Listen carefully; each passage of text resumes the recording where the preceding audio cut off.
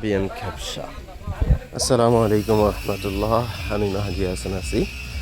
আজকে অনেক দিন যাবৎ আমরা ভাবতেছিলাম অ্যারাবিয়ান খ্যাপসা খেতে যাব, তাই যাওয়া হচ্ছিল না, যাওয়া হচ্ছিল না।